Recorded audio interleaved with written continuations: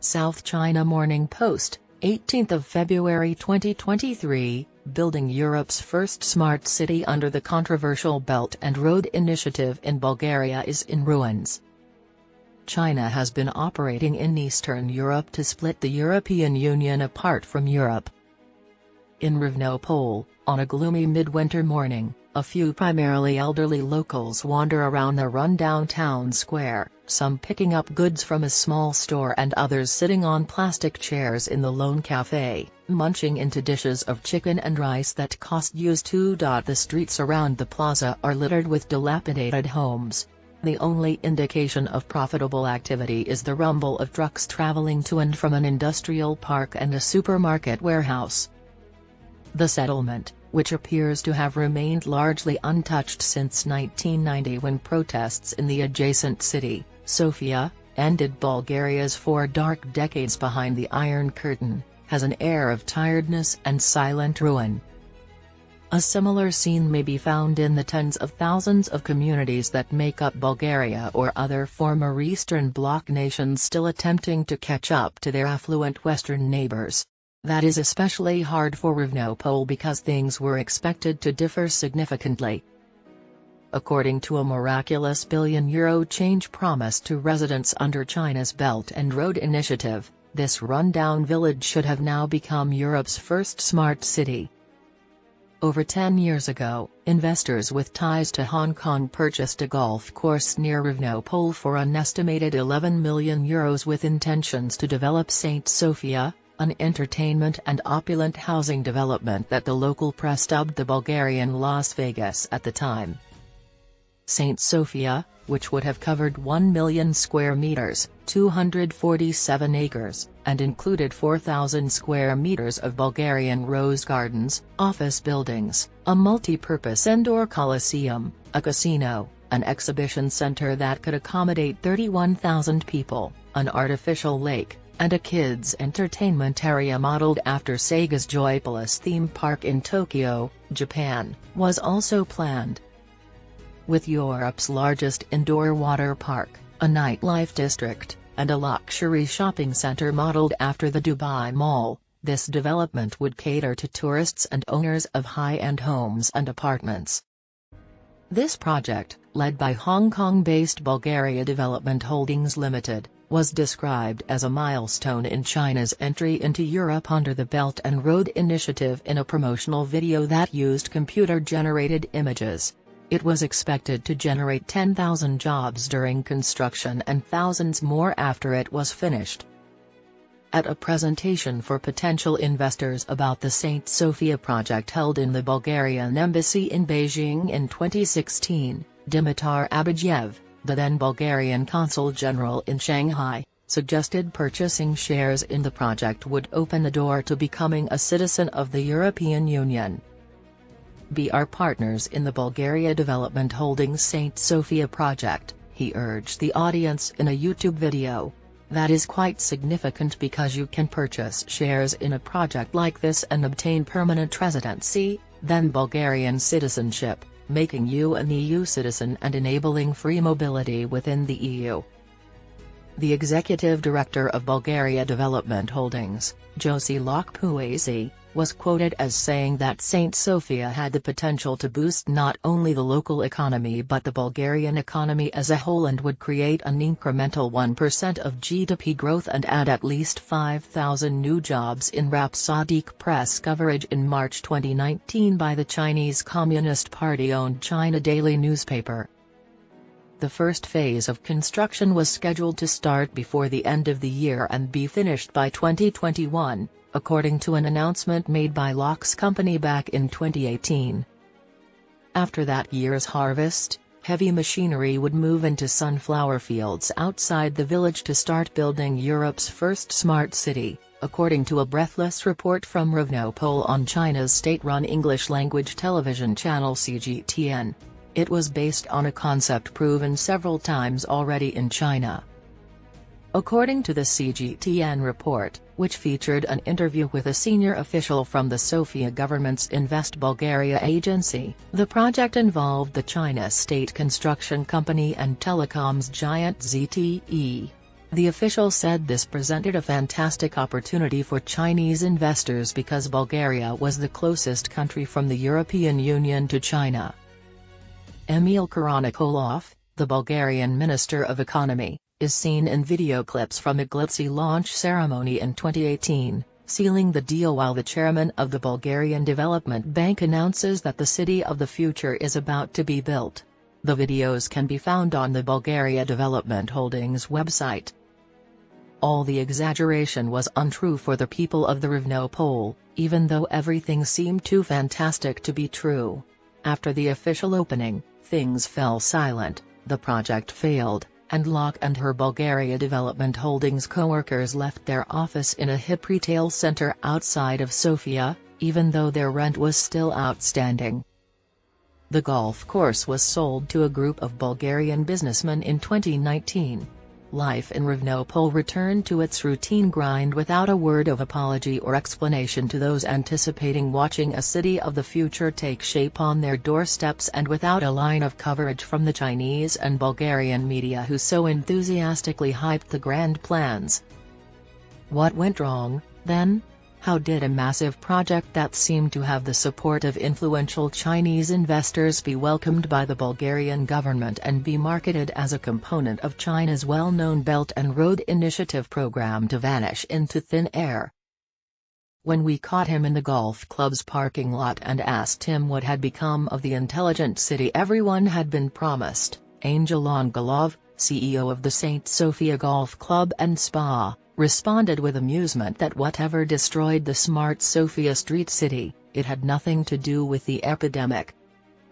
Before COVID, we bought the golf club from them in September 2019, he claims. They bought this golf club, and that was all. Angelov chuckles when asked about the promotional videos and their inflated claims. What they exhibited to people was pretty different from reality. Only on paper was it acceptable. Everything else was a complete failure. He clarifies that their offices are closed because they didn't pay the rent, adding that Bulgaria Development Holdings are not formally bankrupt, but they owe money. The 250 members of the golf club, most of whom commute from Sofia for a half hour, can anticipate a more restrained growth of the club under Angelov. We're creating 70 rooms and flats, a 3,000 square meter, 32,300 square foot, spa with mineral water, and a conference block. Angelov points to a construction site next to the clubhouse. Other than constructing a few homes close to 18th Green, that's pretty much it. It isn't the Bulgarian Las Vegas, he smiles as he climbs into his car, evidently relishing the schadenfreude of his predecessor's demise. Megapark, a modern, crimson, grey high-rise office and retail complex, is halfway between Ravno Pole and Sofia's historic center. Among its office tenants are Huawei, LG Electronics, and the international testing and certification firm SGS. Moreover, Bulgaria Development Holdings called it home up until recently. The receptionist apologizes pitifully when we inquire whether anyone is in their office and says, "I'm afraid they left some time ago and they left no forwarding info. Many individuals have come here looking for them, but we are unsure of their location." There is little doubt that the Bulgarian government took this project very seriously. The coalition government headed by then Prime Minister Boyko Borisov had approved several state-guaranteed incentives for it. The project was given priority investment status, according to Invest Bulgaria agency's announcement in August 2017. The Bulgarian Investment Promotion Act's benefits include streamlined administrative processes, more straightforward land and property acquisition, state aid for manufacturing and science investments, and discounts on labor prices. By the end of 2022, nobody at the Invest Bulgaria agency's Sofia office is willing to offer a face-to-face interview regarding the St. Sofia project's future, despite their years-long appearance of commitment. Teodora Stavrova, the Secretary General, is willing to respond to inquiries addressed by email. Still, She emphasizes that the objective of the investment conference and other presentations in China was not limited to advancing the St. Sofia project. She comments, "Attracting investors to Bulgaria is one of the key missions of the Invest Bulgaria agency. Part of the proactive marketing carried out by the agency is the participation in investment events or the organization of such events by the Invest Bulgaria agency overseas." When asked why the project failed, Stavriva responds, "There are two significant explanations that might be stated. First, there was a lack of guaranteed financing, and then there were issues with obtaining the property parcels on which the project was to be built." She said the industry failure had no consequences or effects on Bulgaria-China ties. The Invest Bulgaria agency and the Bulgarian government have neither invested in the initiative, which is private. No public funds were lost. The films and press releases touting the St. Sofia project are still available on the Bulgaria Development Holdings website more than 2 years after it failed. Josie Locke is incredibly upbeat, considering she witnessed a €1 billion ambition crumble dramatically. Locke says she was in Bulgaria just a few weeks ago and still intends to revive the project, but on a much lesser scale and in a different location, closer to Sofia, in a phone conversation followed by a meeting just before the Lunar New Year. Locke has the confidence of an astute and practical Hong Kong entrepreneur and is adamant that the St. Sofia project cannot be labeled a failure. "It's been a nightmare for me," she says, describing the very painful procedures required in obtaining finance from China for building loans. She first refutes any connection between the project and China's Belt and Road Initiative. She goes on to claim that ZTE said, "Because we are partners, we can help you say this is a Belt and Road project."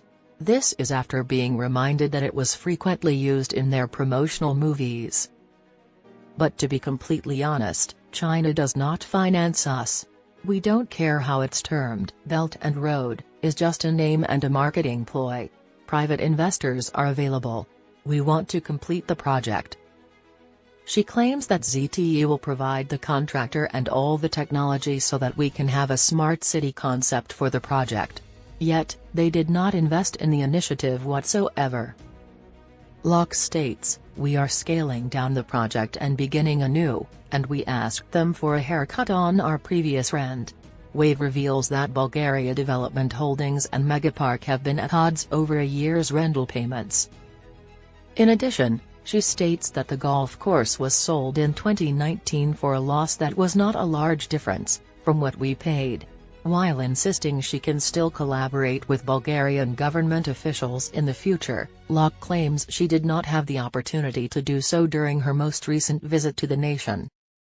"They gave us a lot of assistance," she said. "Their responsibility is to attract more significant investment to their nation. If they are successful in securing other projects or if we collaborate in Shanghai, it will serve as a promotion for Bulgaria, where everything is relatively affordable from a business standpoint. There is a low cost of living." Although they do a lot of self-promotion in Asia, they struggle with marketing. She states that Bulgaria's tough political climate is one of the reasons the project languished. "We would welcome any new investors who are currently seeking for projects of this nature," she continues. "The construction will require the most investment, thus we'd want to find a financial institution to cover it. We are rescaling the project," she explains, "starting this year. The water park may not be constructed at this time. We also had plans for an arena, but we'll only be keeping the modest exhibition hall now. It is still possible to have a fair, smart city."